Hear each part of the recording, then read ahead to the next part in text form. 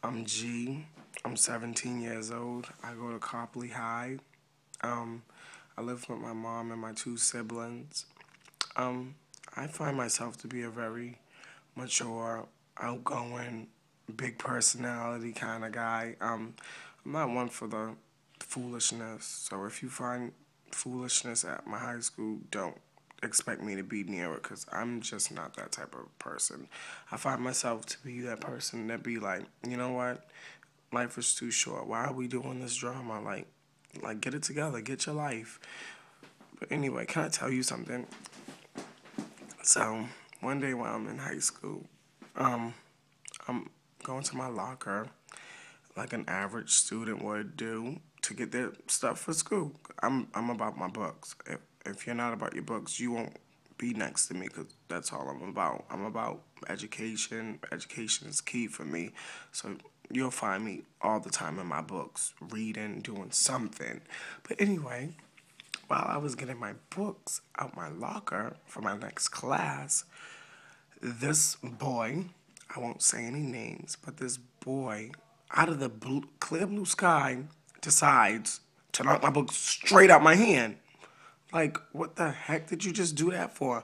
And I'm like, are you serious? And when childish things happen, I'm like, I just shut down because I don't understand why people are still acting childish in high school. So I just at first I was appalled that this boy, first of all, knocked my books out my hand as if he had every right to, and looked as if it was funny. So I'm just sitting there for a minute, like, why the heck did you just do that? So I asked him to pick my books. Of course, he didn't. He refused to. So it turned out to be a big blowout, which caused us to go into detention, which got me so pissed because you won't find me in detention. Me in detention? No, never. I will never be in detention because I'm a good boy. Like I said, I don't I don't be around foolishness. So for me to be in detention, I was so pissed. I was so angry at him. Like, why in the hell did you get me in this situation? So lo and behold, he goes through. And this is what got me so tight. He goes through because there was a group of us in detention or whatever. So he goes through my friend to ask my friend to ask me to go out with him. I thought to myself, like, what the heck? So I'm assuming you did all this because you wanted to go out with me when you could have just said, you know what, I'm feeling you. I think you're a nice guy. You're very mature.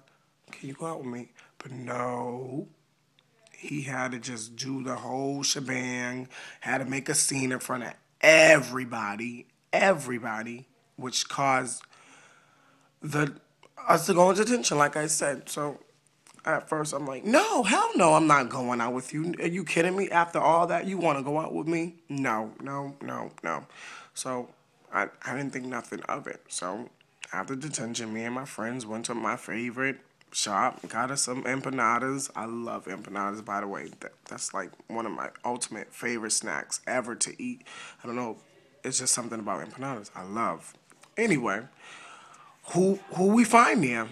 That person that I won't say the name of, but that person was there. I'm like, oh my God. But it was kind of cute though. I'm not gonna lie. It was kind of cute because he was very, very persistent about what he was trying to do, and I like a guy that's persistent. I don't like no knucklehead kind of guy. But at first he was acting like a knucklehead, but he was very persistent and was like, wow, he must really like me, and that's what I like in a guy. Like, I don't like you to automatically give in, but I want to see the persistent. I want to see you you are willing to go for the challenge for me because I'm a lot to handle, and so if you can go for the challenge, I'm all for it. But anyway, like I was saying, we was at my favorite snack shop, and he was there. I'm like, okay, why are you here? And how the heck did you know I was here?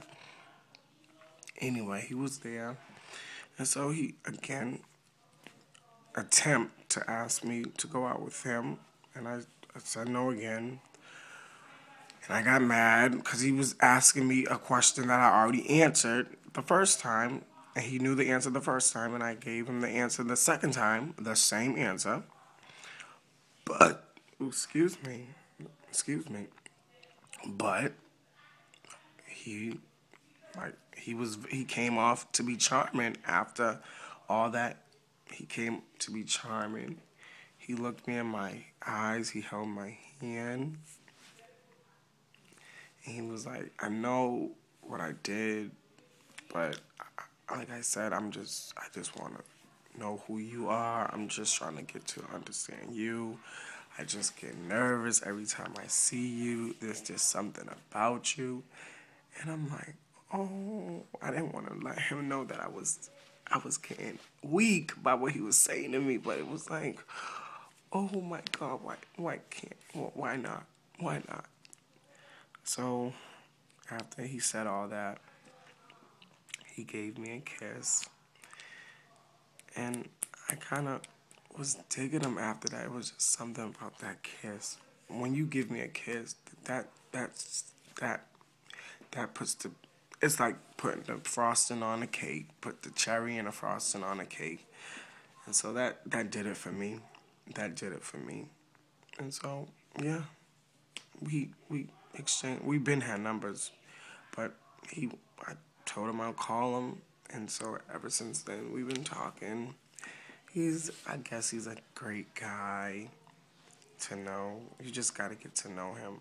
At first, I thought he was just, like I said earlier, a knucklehead, but he was he is very, very nice. And I guess I'm glad I met him. Well, that's enough about me.